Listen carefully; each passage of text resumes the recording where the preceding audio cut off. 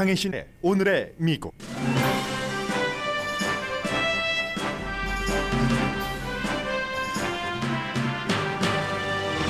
연방대법원이 직원 100명 이상인 민간 회사에서 백신 접종이거나 테스트 의무화를 시행하지 못하도록 판결했습니다. 동시에 연방정부 지원을 받는 헬스케어 시스템에서 일하는 의료진들에게는 백신 접종 의무화를 허용했습니다. 연방대법관들 사이에서도 백신 접종과 마스크 착용은 당파적입니다. 닐 고서치 대법관은 거리두기 없이 앉은 연방대법관 벤치에서도 마스크를 쓰지 않습니다.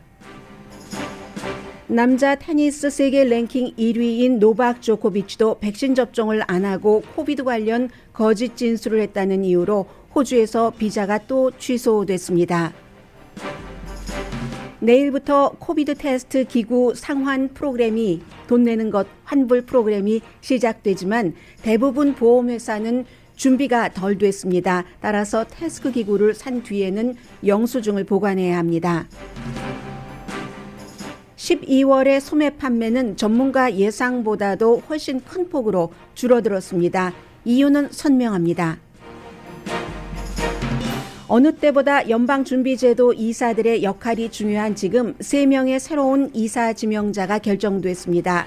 바이든 대통령이 기후 변화에 대한 연방준비제도 역할을 기대하는 것을 보여준 지명이고 특히 모두 인준되면 연방준비제도 108년 역사상 처음으로 연준 이사에서 여자가 다수입니다.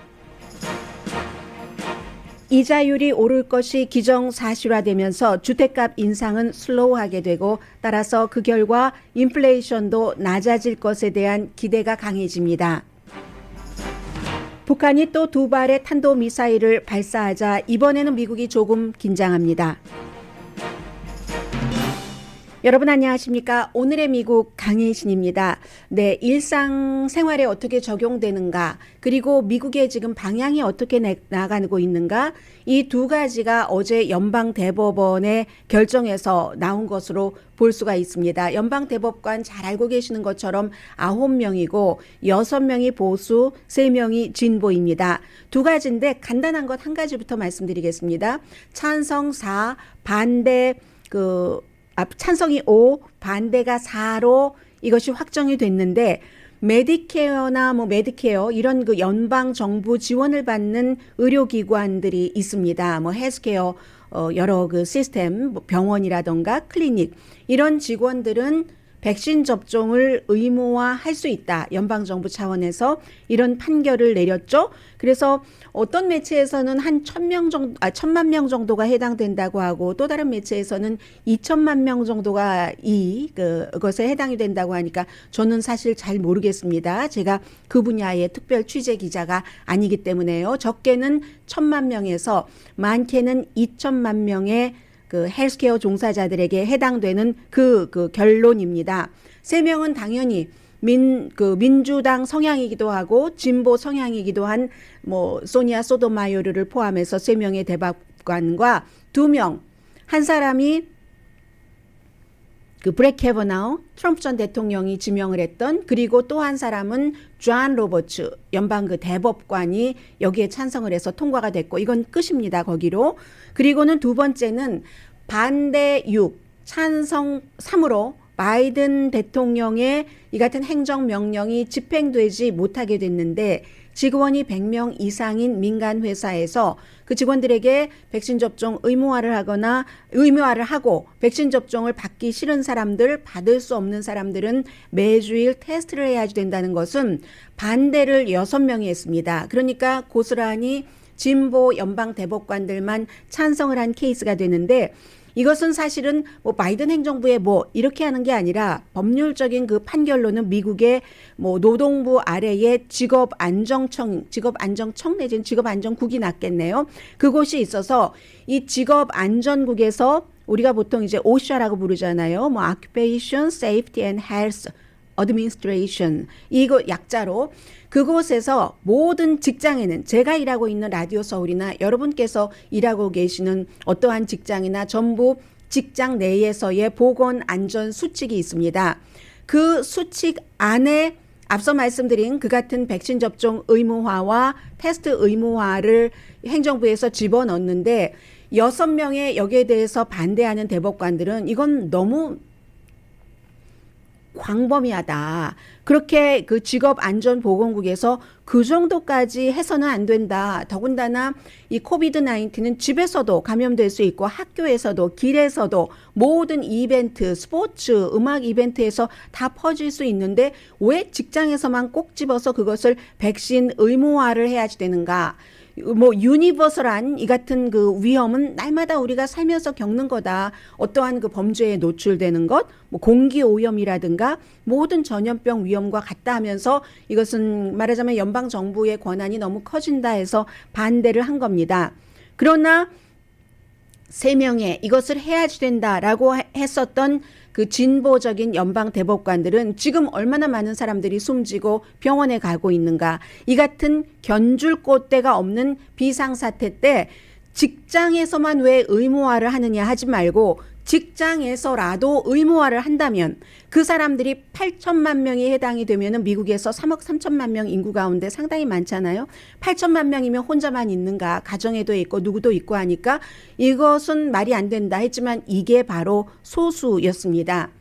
비즈니스 리더들은 어쩌면 더 많은 비즈니스 리더들이 연방 대법원에 그렇게 시행하지 말아라 하는 판결을 좋아할지 모르겠습니다. 왜냐하면 요즘 워낙에 노동력이 부족하기 때문에 뭐 이것을 의무화하고 저것을 의무화하고 하면은 여러 사정 때문에 일할 사람이 더 줄어드니까 그렇게 볼 수 있는데 그렇지 않은 회사들도 있습니다. 이것을 이제 바이든 행정부에서 기대를 할 수밖에 없는 거죠. 지금부터는 뭐 구글이라든가 또 무슨 시티뱅크 IBM, 그 밖에 많은 회사, 스타벅스, 팍스뉴스 이런 곳에서는 직장에서의 백신 접종을 이제 하고 있으니까 앞으로도 하고 할 것이고 하기 때문에 비즈니스 업계에서는 그런 반응이고요. 바이든 대통령이 이제 할 수 있는 일은 2가지죠. 하나는 의회에서 법이 통과된다면 그렇게 할 수 있지만 의회에서 할 리가 만무합니다. 공화당이 이것을 해줄 리가 없죠. 당연히 지금까지의 여러 가지를 해왔었던 것을 보면은 공화당은 의무화에 반대합니다. 개인의 자유가 중요한데 하면서 그래서 그건 불가능하고 또 다른 방법이 무엇이냐 그것이 문제로다인 거죠. 지지율이 이 팬데믹으로도 그렇게 낮아지고 있는 바이든 대통령에게 아무도 알 수 없습니다. 이 팬데믹으로부터 나라를 구하는데 지금 한 8천만 명 정도를 백신 의무화를 한다면 아무래도 위험이 줄어드는 것은 사실인데 그것을 못하도록 연방 대법원의 결정이 최종 결정입니다. 해서 바이든 대통령으로서는 굉장히 곤란하게 됐고요. 그러니까 실망했다는 얘기를 어제 하더군요.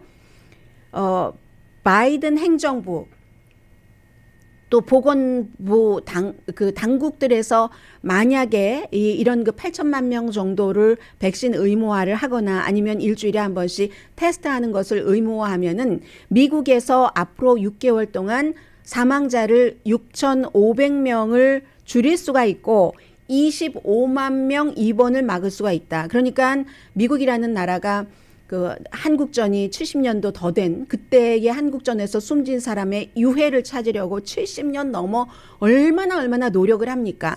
그 유해 항구를 북한에서 받아올 때마다 돈을 많이 주고 앞으로 뒤로 그렇게 하는데 6,500명의 무고한 사람의 생명을 6개월 안에 구할 수 있다고 하는데도 이것은 연방 대법원에서 보고 있는 다른 가치 기준 때문에 이제는 이것은 안 되게 됐습니다. 제가 닐 고서치와 노박 조코비치를 비교를 하면서 오늘 뉴스를 준비를 하게 됐습니다. 연방 대법관인 닐 고서치 대법관은 어제 이제 최종적인 판결이 나왔지만 지난주 금요일부터 이것을 심의를 했는데 9명의 판사들이 앉아 있는 벤치가 있죠.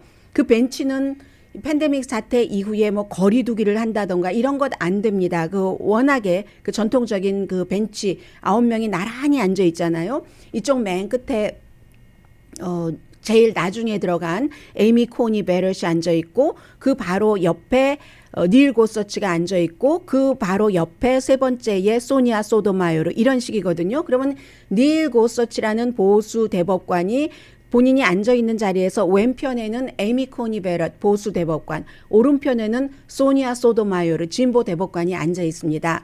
지난 금요일에 이 사람들이 한꺼번에 모여서 이 문제에 대해서 심의를 할 때 전부 마스크를 썼습니다. 당연히 썼겠죠. 거리두기도 전혀 안 되는 그런 벤치니까. 그런데 닐 고서치만 마스크를 쓰지 않았습니다. 그리고 닐 고서치의 그 옆자리에 앉아야지 되는 소니아 소토마요르는 아예 그날 8명의 연방 대법관은 이 안을 심의하기 위해서 대법관 벤치에 앉았는데 집에서 리모트로 했습니다. 57살인가 그렇거든요. 67살이군요. 왜 그랬겠습니까? 67살이면 이미 나이도 많고 당뇨, 이분은 이제 당뇨를 치료 중이고 본인이 해야 되는 여러 가지 역할이 있는데 코비드 19에 대해서 위험군이라는 얘기잖아요. 그 밖에도 83살의 스테판 브레이어 그 연방 대법관도 있고 이런 분들은 닐 고서치가 마스크 쓰지 않고 바로 옆에서 말하고 하는 것을 불편하게 느낄 겁니다. 그렇기 때문에 소니아 소토마요르라는 그 연방 대법관이 한 달 전에 그런 얘기를 했죠. 우리는 같이 일을 하는 가족이다. 패밀리라고 표현을 했어요. 브렉 캐버나우. 아주 그 보수적인 대법관으로 지명될 때도 문제가 많았지만 우리는 일단 함께 일하게 됐으니까 패밀리다. 이렇게 얘기를 했는데 법에 대해서는 의견도 다르고 혹독하게 싸우지만요. 관계는 우리는 일하는 패밀리 관계다. 그게 바로 그 안토닌 스칼리아 보수적인 지금은 은퇴한 대법관과 숨진 루스 베이더 긴스버그 여자 대법관 아주 진보적인 이 두 사람의 관계였었잖아요. 함께 여행도 다니고 남자고 여자지만 댄싱도 하고 게임도 하고 하는 그런 것들이 더 이상 연방 대법관에는 없다는 겁니다. 닐 고서치 연방 대법관은 당연히 이 백신에 대해서도 연방 정부에서 그렇게 할 수 없어 하고 거기에 한 표를 던졌지만 마스크에 대해서도 첫 마스크가 무슨 그 효력이 있어? 효력 0이잖아. 효력 0. 이런 말들을 주변 그 관계자들에게 법 관계자들에게 했다고 하거든요. 첫 마스크가 전혀 효력이 없게 하겠습니까? 아무래도 하나 걸쳐 놓는 것이 다 누드인 것보다 낫죠. 그러면 첫 마스크가 그렇다면 이 같은 N95도 있고 서지컬 마스크도 몇 겹 써도 되고 하는 거잖아요. 그것이 가장 중요한 공화당 성향을 갖고 있는 사람들의 생각이고 상징인 겁니다. 공화당에서 마스크를 쓰느냐 안 쓰느냐가 그 이제 상징을 지금 연방 대법관에서 대법관의 닐 고서치라는 대법관이 보여주는 거고요. 그리고 이제 또 하나는 그 노박 조코비치를 말씀드리겠습니다. 호주에서 처음에 이제 들어가려고 하다가 예외 조항을 받았는데 나중에 또 그것이 비자가 취소되고 그리고 또 호주 장관이 끝내 결국은 그의 비자를 또 취소를 했습니다. 대중의 건강을 위험하게 한다 하는 것이었는데 노박 조코비치도 말하자면 닐 고서치도 그렇고 노박 조코비치도 자신의 생각이 있을 수 있어요. 충분히 의견도 있고 의학 상식도 있을 수 있겠고 본인이 믿고 있는 이 조코비치 같은 사람의 대체 의학이라든가 명상이라든가 이런 것도 충분히 다 다른 사람도 존중을 하지만 닐 고서치나 노박 조코비치라는 사람은 같이 테니스 코트에서 테니스를 하고 어떤 때 기자회견도 하고 해야지 되는 일하는 데 있어서의 패밀리가 있는 거잖아요. 다른 패밀리들이 그것을 불편하게 생각을 한다면 나의 룰은 나의 룰이지만 공공생활을 할 때는 그 공공생활에서의 룰을 다른 사람을 좀 배려해야지 되지 않는가. 닐 고서치처럼 본인은 물론 소니아 소토마요르보다 젊지만 조금 나이가 먹은 당뇨를 앓고 있는 이런 동료 바로 옆자리에 오른쪽 옆자리가 그 서로 붙어있는 자리인데 그렇게 하는 것이 옳은가 이런 그런 생각들을 이제 그냥 일상생활에서는 해볼 수 있는 그런 것이고요.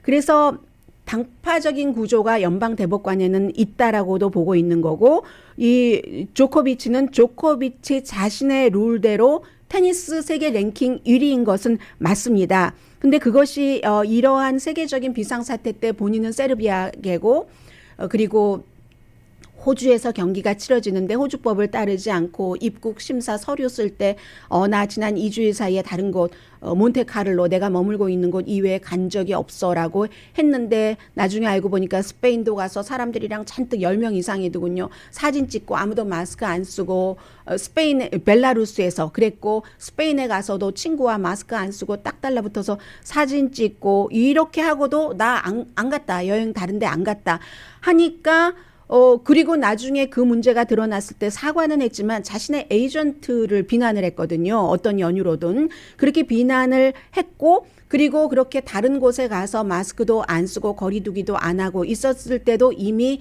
그가 뭐 한번 갔다 와서 양성 반응이 나왔고 또 그래서도 양성일 수도 있고 이 여러 가지 문제가 복합됐는데도 나는 나의 룰을 따라가겠다 하는 것. 그래서 결국은 호주의 이민 장관은 비자를 취소했기 때문에 3년 동안 그럼 호주 오픈을 못 가거든요. 그것도 대단하죠.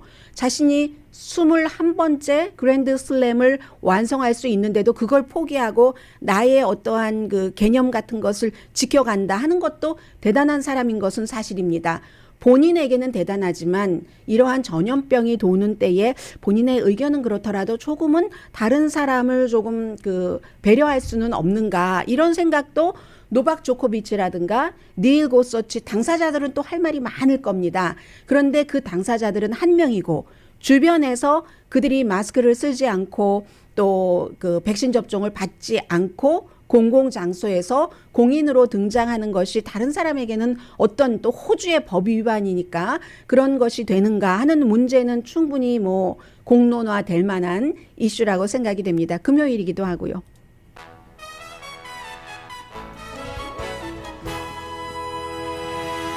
내일부터 이제 시행되는 테스트 키트 키트 사면은 나중에 환불받는 제가 얼마 전에 또 상환이라고 말씀드렸던 게 아까 말씀드리다 보니까 생각이 나네요. 뭐 조금 다르죠. 의미가 작고 크고도 다르고 뉘앙스가 조금 다른데 환불 이 문제는 뒤에 이제 적절한 타임에 말씀을 드리겠고요. 잠시 뒤에는 사실 어제 제가 뭐 현장 취재를 하는 사람도 아니고 여러 가지를 보도해드리지 못했습니다만은 이민 역사 우리 119년 뭐 이런 것이 있었는데 미국 연방준비제도의 역사가 108년입니다. 그 108년 역사상 최초의 일이 나올 수도 있는 것도 있고요. 그 밖에 중요한 좀 굵직한 이슈 전해드립니다.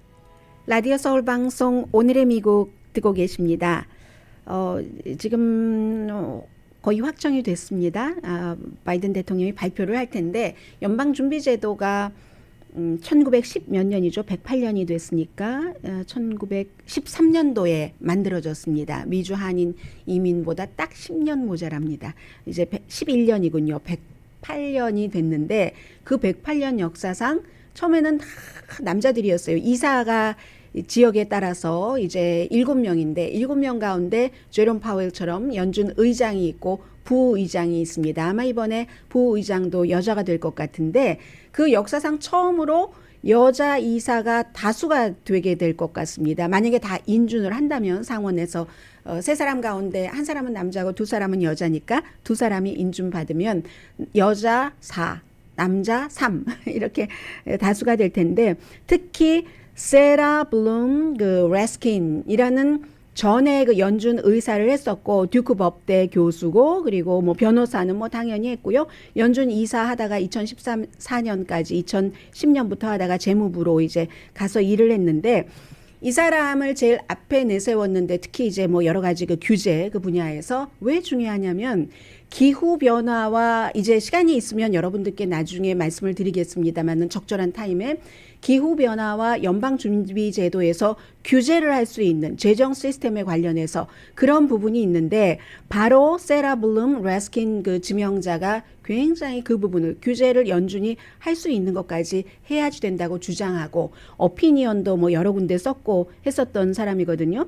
남편이 메릴랜드주의 그 유명한 그 연방 하원 의원이에요. 그 제이미 레스킨 그 연방 하원 의원이고 그런데 이제 이 연준 이사들은 전부 상원의 그 인준을 받아야지 되기 때문에 인준 청문회가 시작이 되겠죠. 공화당이 만약에 다 싫다 하고 그 기후 변화 이 부분 때문에 반대표를 던진다면 민주당에서 다 50명이 찬성을 해야지 되는데 봐야지 되겠죠. 공화당이 인준 부분에서 막 50명이 뭉쳐서 반대표를 던지고 그러는 경우는 지금까지는 제가 거의 보지 못했기 때문에 한번 두고 보겠습니다. 어떤 경우 정치적인 그런 분야에서는 있을 수도 있겠으나, 그리고 두 번째가 이제 리사 쿡이라는 이 사람도 여자로서 역사를 쓰는 사람입니다. 108년 역사가 됐다는데 아프리칸 아메리칸이 단 한 사람도 없었어요. 최초의 이 연준 그 여자 이사가 될 후보입니다. 경제학 교수고요. 미시건 그 스테이트 유니버시티 국제관계도 가르치고 있고 전에 그 백악관 경제위원회에서 자문도 했고요. 그렇게 됩니다. 그래서 그렇고 또 한 사람은 필립 제퍼슨, 이분도 역시 그 경제학자입니다. 데이비슨 칼리지의 학과장이에요. 경제학과에 전 그 연방 연구원이었는데 연구를 할 때 특히 이제 그 빈곤에 관해서 또 통화정책과 연관해서 많이 연구를 하신 분입니다. 그래서 연방준비제도가 지금 굉장히 그 중요한 시기이잖아요.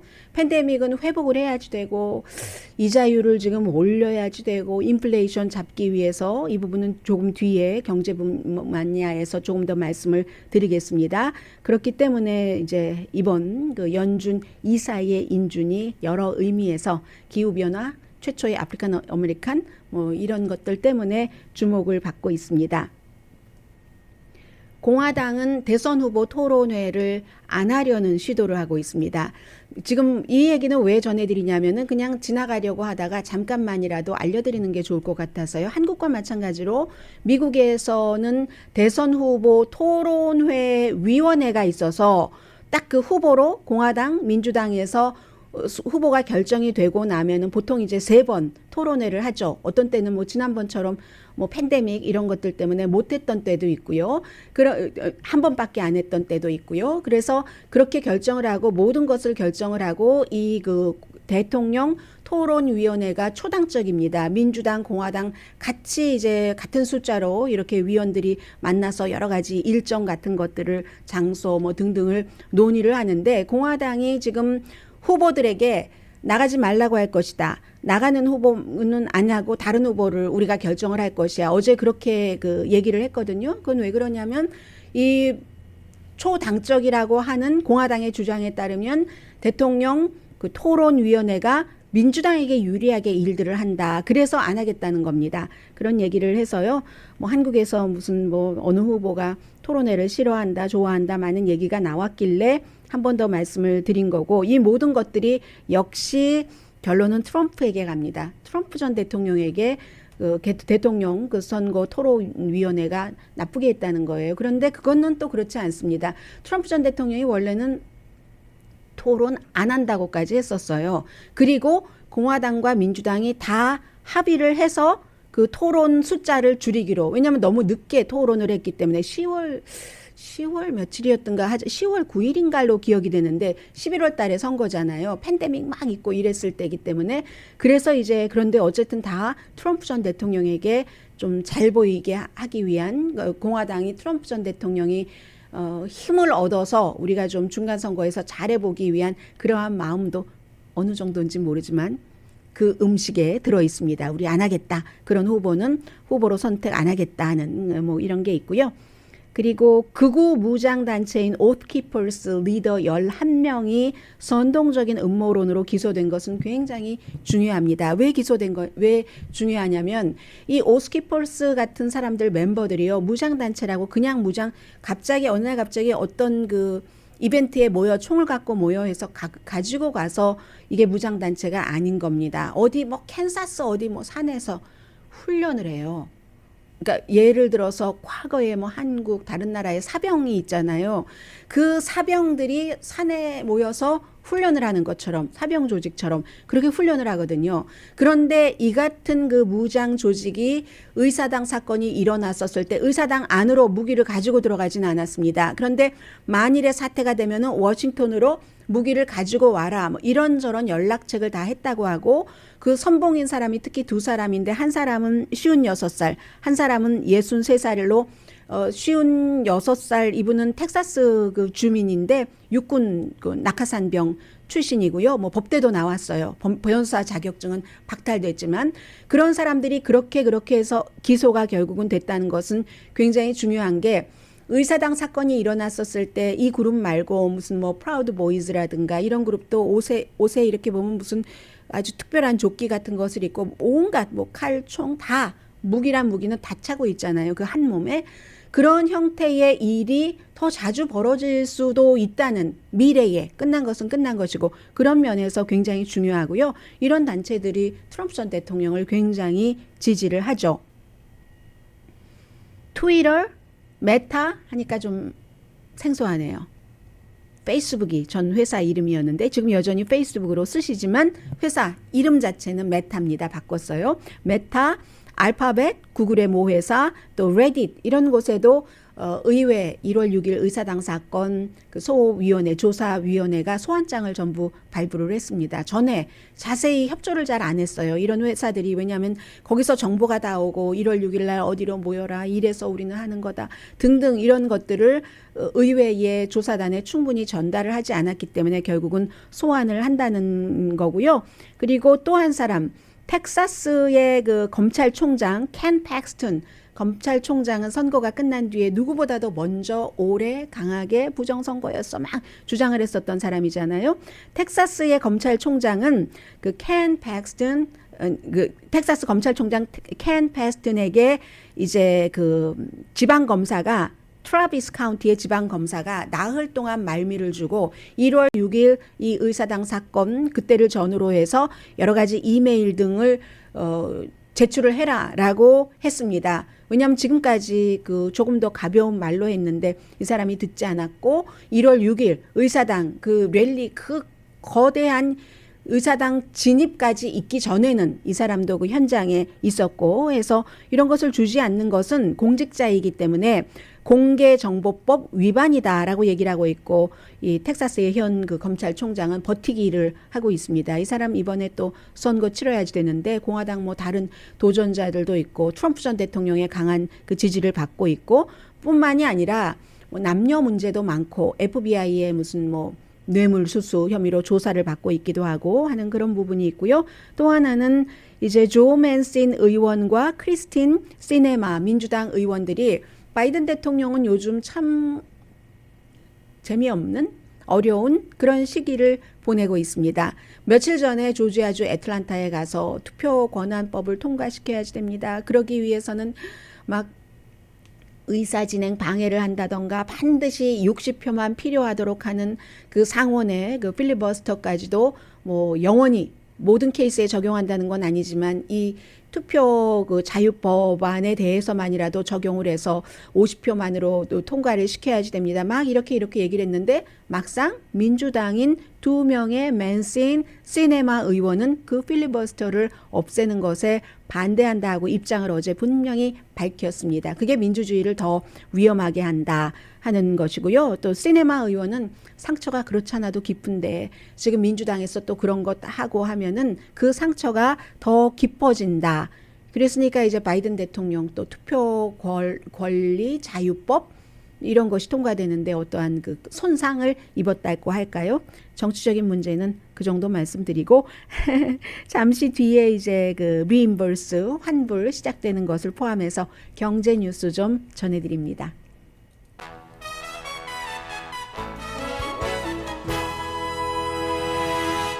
라디오 서울 방송 오늘의 미국 듣고 계십니다. 12월 달에 소매 판매가 11월 달에 비해서 1.9%가 줄어들었다는 거거든요. 한국 분들은 그래도 뭐 할러데이 12월 25일 하면 선물 막 21일, 22일 이런 때 사시는 분들도 굉장히 많으신데요. 이번에는 지난해는 어땠는지 모르겠습니다. 지난해에는 뭐 물건이 워낙에 없다 물건값 계속 오르고 이런 얘기를 하니까 미리 사셨던 분들이 많기 때문에 이런 일들이 있을 수 있는 것이고 두 가지 물건 부족 또 물건값 오르는 것 또 하나는 늘 있는 것처럼 이제 할러데이 때 어디 가면은 복잡해서 싫어하시는 분들이 무척 많으신데 더군다나 다른 때 같으면 아이 뭐 그것도 할리데이 기분이지 하지만 이렇게 팬데믹이 유행하는 때 사람과 사람이 부딪히고 하는 것 피했을 수 있겠죠. 그런저런 이유라고 생각하는데 그럼에도 불구하고 예상은 11월에서 12월 그 사이에 변화가 없지 않았을까? 0%였었다는 거죠. 1.9%가 줄어들었어요. 그런데 2021년도 전체적인 그 소매 판매는 2020년보다 19.3%가 증가했습니다. 그런데 이제 소비자 물가가 많이 올랐으니까 12월 달에 11월에 비해서 0.5%가 올랐고 1년 전에 비해서는 물가가 7%가 올랐으니까 그러니까는 뭐 꼭 이렇게 증가했다고 볼 수도 없는 거죠. 숫자는 있는데 숫자가 인플레이션을 감안한 게 아니잖아요. 그렇기 때문에 그 인플레이션을 감안하면은 소비자로서는 돈은 더 냈는데 물건은 더 샀고 이렇게 되는 케이스라고 볼 수도 있겠고요. 참 팬데믹 때문에 생전 겪지 않았던, 겪지 않아도 되고 겪지 않아 왔던 여러 가지를 지금 함께 겪고 있습니다. 이자율이 뭐 오르기는 오를 텐데 이자율이 오르면 당연히 집값 상승도 주춤하겠죠. 지금은 사려는 사람은 많고 팬데믹 등등 재택근무 등등 직장으로 돌아간다고는 하지만 나에게는 재택근무가 맞는 것 같아 하고 전에 한 번도 그런 선택을 해보지 않으셨던 분들이 시험을 거쳐서 그렇게 정착하시는 분들이 분명히 있지 않겠습니까? 그래서 이제 집을 사려는 웬만하면 그런 분들도 많았고 또 하나는 뭐 역사적으로 이자율이 너무 낮으니까 이자율을 고정 이자율로 하면 30년 보통 하시잖아요. 예전에는 15년 융자도 많이 하셨는데 그렇기 때문에 이제 이자율이 낮아서도 집을 사려고 했고 팬데믹 때문에 재택근무 때문에도 집을 사려고 했는데 이자율이 오르면 지금 30년 그 모기지 고정 이자율이 평균 한 3.45% 정도 됩니다. 그런데 이게 2018년도를 보니까 그때는 뭐 거의 5%였거든요. 그러면 뭐 몇십만 달러 집에서는 별 차이가 없겠지만 집이 뭐 100만 달러 넘어가고 50만 달러 넘어가고 하는 데서는 페이먼트에 부담이 생기겠죠. 그렇기 때문에 주거용 부동산 그 수요는 이자율이 오르면 융자해야지 되는 페이먼트가 늘어나고 당연히 주택 구입 의지도 주춤해지는 게 사실인데 집값이 지난 2년 동안 얼마나 폭발할 것 같지 않았습니까?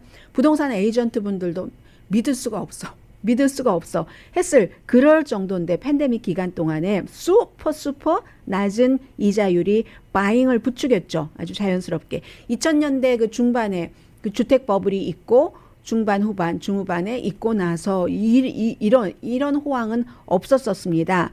그런데 이제 연방준비제도는 이자율로 많은 그 경제의 흐름을 조절을 하는데 뭐 이자율이 낮으면 융자하기 쉬워서 집뿐만이 아니라 다른 것도 뭐 그냥 사고 물건도 큰 것 막 턱턱 들여놓고 이렇게 하는데 이자율을 올리는 이유가 인플레이션을 막기 위해서 그런다 하는데 특히 주택의 경우에는 이자율을 올려서 막 지금 셀러가 이만큼을 받고 싶다고 50만 달러의 주택을 내놨어요.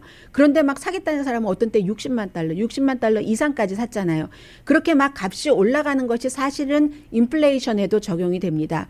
왜냐하면 물건 중에서 제일 비싼 물건은 집이잖아요. 집값이 오르니까 인플레이션이 그만큼 오를 수가 있는 거죠. 그래서 우리가 인플레이션에서 보통 가장 많은 사람들이 봐야지 될 것은 가솔린 값과 식료품 값 이것도 많이 올랐지만 그래서 이제 이 두 가지가 굉장히 중요한 것이고 가솔린 값과 식료품 값은 뭐 식료품 값이 지난해에 비해서 6.5%가 올랐다.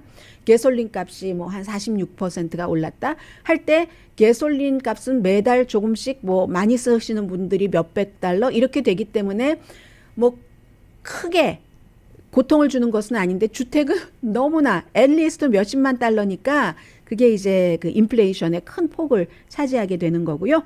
그리고 이제 15일이 내일 맞죠? 내일부터 여러분들께서 요즘 구하기 조금 나아졌나요?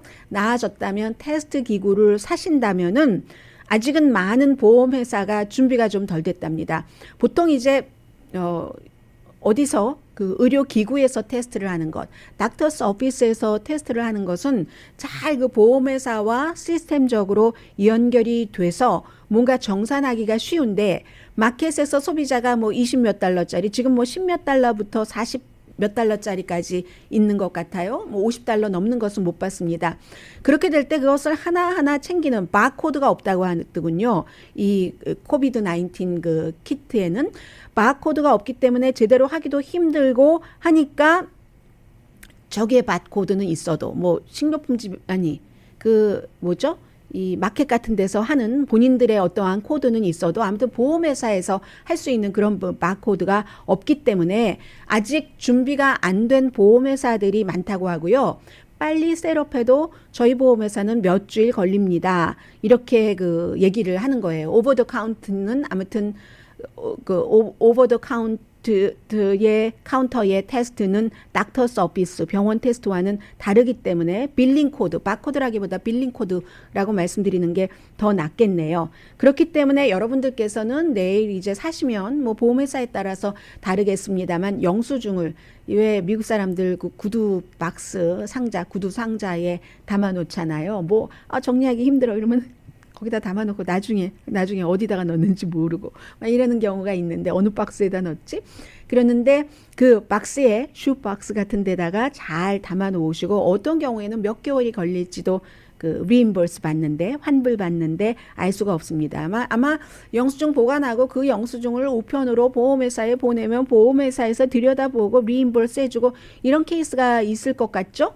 그렇게 되는 경우 아마 그 우편으로 보내지 않으시는 분들도 많이 계실 것 같고요. 어쨌든 연방 정부에서는 그렇게 프리로 적어도 본인이 부지런하고 하고자 하는 의욕이 있다면 테스트를 한 달에 8번씩 1인당 무료로 할 수 있다 하는 정책 자체는 마련을 해놨다는 겁니다. 미국이 좀 허술한 거예요. 물론 뭐 영국이라든가 독일 같은 나라는 미국보다 인구가 훨씬 작지만 영국은 정부 웹사이트에 들어가서 오더하면 되고 독일도 뭐 한 15,000군데의 레피드 테스트 사이트가 뭐 구축이 돼 있다고 하고 하니까 그런데 미국도 개인 민간 보험회사 보험을 갖고 계시지 않은 분들은 뭐 메디케어, 메디케이드 이런 분들은 이제 정부가 웹사이트 만들면 그곳에 들어가셔서 이제 신청을 하셔야지 됩니다. 그런데 미국에서도요 로컬 정부에 따라 다릅니다. 그렇기 때문에 제가 여러분들께 말씀을 드릴 때 항상 전국적인 공통되는 것을 말씀드리고 어떤 경우 뉴스화 할 만하다 하면은 특수성도 전해드리는데 오늘의 미국을 워싱턴에 계시는 분들 많이 듣고 계시잖아요. 시애틀에서도 많은 분들께서 듣고 계시는데 워싱턴주는 그 워낙에 로컬 정부에 따라서도 다르지만 그 레피드 테스트에 포커스를 두는 그런 로컬 정부가 있잖아요. 워싱턴주는 도서관에서 이걸 픽업하도록 프리 테스트를 그렇습니까? 제가 워싱턴주에 가서 그걸 픽업해보지 않아서 워싱턴 주민이 아니라 모르겠네요. 워싱턴 주는 도서관에서 픽업을 할 수도 있다고 하니까 여러분들께서 워싱턴, 시애틀, 타코마 인근에서 살고 계시는 분들은 이 뉴스도 참고해 주시기 바랍니다. 잠시 뒤에 뵙겠습니다.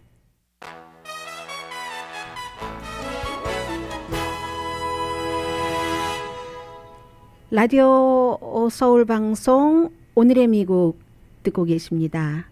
네, 지금 이번 주말에 원래대로라면 지난 6개월 동안 여러분들께서 이제 자녀 양육 세금 공제 그 비용 그 나이에 따라서 한 아이당 $300나 $250씩 받으셨는데 그게 이제 끊겼습니다. 다시 연장이 되지 않았기 때문에 끊겼기 때문에 소매업소도 그렇고 생활을 하시는 가정도 그렇고 미국의 그 패밀리로 따지면 한 3,500 가정 정도가 이 프로그램의 혜택을 받고 있었다고 하거든요. 그 예산도 따로 생각을 하셔야지 될 것 같습니다. 그리고 북한 문제를 조금 말씀드리자면은요. 북한이 지금 세 번째죠. 한 뭐 열흘 사이에 한 2주일 사이에 세 번째고 어제는 2번이나 탄도미사일 그런데 단거리입니다. 아직까지는 미국을 화나게 할 이럴 정도의 미사일 테스트는 하고 있지 않지만 267마일 정도 갔다고 하니까요. 특별한 타겟이 있었던 것은 아니다. 북한의 발표입니다. 이웃 국가를 위험하게 하려고도 안 했다. 계속 이제 자신들의 능력 보여주고 또 미국이 그 유엔에서 여러 가지 결의안도 마련을 하려고 하고 미국 자체의 북한에 대한 제재도 이미 그 어떠한 조치를 취했고 하니까 이런 것에 이제 반발을 하는 거죠. 그런데 지난 9월부터 지금까지 했었던 모든 그 북한의 미사일 테스트 시스템이 전부 유엔 결의안을 위반을 했었던 겁니다. 그런데 이 정도면은 지금 뭐 한 2주일 사이에 3번, 3회 날짜로는 사흘 동안 4번을 했다면은 미국도 약간 긴장할 만한, 북한은 우리 좀 봐줘. 우리 능력이 이 정도 되거든. 그리고 뭐를 하려고 한다고? 그러면 안 되지 하면서 중국에도 신호를 주는 것이고, 중국이 유엔 결의안을 러시아와 함께 미국이 원하는 대로 북한에 대한 경제 제재를 하도록 이렇게 할 수 있을지 모르겠어요. 베이징 올림픽을 2월 달에 앞두고 한국도 북한에 마구 비난을 할 수도 없는 그 처지죠. 현 행정부로서는 3월 9일에 대통령 선거가 있기 때문에 그 사이에 바이든 대통령은요, 지금 북한을 쳐다볼 틈이 없습니다. 뭐 러시아, 우크라이나 침공 관련 이런 회의를 했는데 별 성과가 없었다고 하잖아요. 북한 문제보다 더 급한 문제가 있기 때문에 북한에서는 미국이 계속 이런 경제 제재를 하면 우린 더한 것도 보여주겠다. 구체적으로 그 더한 것이 무엇인지는 아니지만 아직까지는 미국 본토를 위협할 만한 그런 테스트를 하지 않았기 때문에 가만히 있지만, 오늘 아침에는 이미 미국의 그 케이블 텔레비전은 국방부 출입 기자들을 연결을 해서 이거 아무것도 아닌 건 아니야, 긴장을 해야지 돼, 이 정도 분위기를 보도를 하고 있습니다. 사실은 가끔씩 이런 뉴스도 전해드리고 싶은데요. 미국은 왜 작은 것을 좀 그래도 뭐 뉴스를 만들어서 보도를 하잖아요. 뭐 예를 들면 조지아주에 최초의 농부가 탄생했다. 6살짜리 아이. 한국 같으면 집에서 한국 사람들 집들에서 뭐 엄마 하는 거 보고 당근도 키우고 모두 키우고 하면서 아이가 재밌는 뻔한 팩트를 전해드리겠어요. 당근은요 우리가 먹지만 그것은 뿌리를 먹는 거예요. 막 이런 뉴스들이 지금 막 나오고 있는 애틀란타의 6살 소녀도 있고요. 아무튼 언제나 아주 편안하게 뉴스를 진행할 수 있게 될지 희망은 잃지 않고 있습니다. 어제 그 영국의 앤드류 왕자가 뭐 제프리 앱스틴 뭐 어린아이 어떻게 하고 비행기 태우고 그 문제 때문에 미국에서 케이스를 다 없애보려고 했는데 안 됐잖아요. 결국은 엄마인 엘리자베스 2세 여왕이 군에서 한 140명이나 저 사람이 군의 직위를 갖고 있다는 건 우리 군의 망신이다 해서 엄마가 그 아들 왕자 앤드류의 그 군 그 지위는 전부 빼앗은 겁니다. 그것도 지금 39살 된 여성이 17살 때 앤드류와 그렇고 그런 사이였다라고 얘기를 했기 때문에 수십 년 뒤에 강혜신이었습니다.